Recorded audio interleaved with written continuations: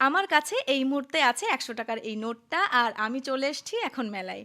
এই ১০০ টাকা দিয়ে আমি আজ মেলা থেকে ম্যাক্সিমাম কী কিনতে পারি সেটাই হলো আজকের চ্যালেঞ্জ। কদিন ধরে একটানা বৃষ্টি হওয়ায় মেলা জুড়ে প্রচুর কাদা আর কাদা। তো আমি সাবধানে পা ফেলে ফেলে ফার্স্টে চলে এলাম এই কাকুটার দোকানে। অনেক খোঁজাখুঁজির পর কাকুর দোকান থেকে এই পেপার সোপটা আমি পছন্দ করলাম, যেটার দাম ছিল ১০ টাকা। কিন্তু কাকু কিছুতেই আমাকে ১০০ টাকার নোটটা খুচরো করে দিতে রাজি হচ্ছিল না। অগত্যা আমাকে এই এয়ার ক্লিনিং বার্থ নিতে হলো, যেটার দামও ছিল ১০ টাকা। তো এবার আমার কাছে আর রইল ৮০ টাকা।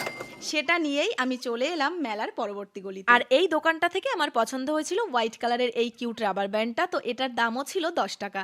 তো আমার কাছে আছে এখন আর ৭০ টাকা। এবার আমি মেলার আরও গভীরে চলে এসেছি। আর কী নেবো করতে করতে হঠাৎ চোখ পড়লো এটার দিকে। এই ফার রাবার ব্যান্ডটার দামও ছিল ২০ টাকা।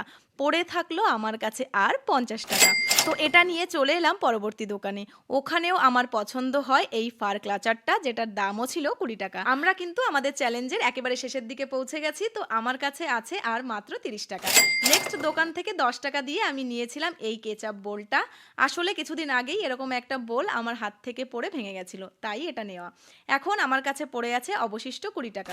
তো অনেক খোঁজাখুঁজির পরেও আমার কিছুই পছন্দ হচ্ছিল না। শেষমেশ এই ইয়াররিংটা আমার পছন্দ হলেও এটার দাম কাকু ২৫ টাকা চাইছিল।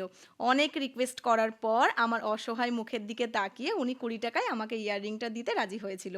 অ্যাট লাস্ট কাকুকে অবশিষ্ট ২০ টাকা আর একটা বড় থ্যাংক ইউ দিয়ে চ্যালেঞ্জটা এখানেই শেষ হলো। এরকম টাইপের ভিডিও আরও দেখতে চাইলে কমেন্ট সেকশনে জানাতে হবে। আজ আসছি, টাটা।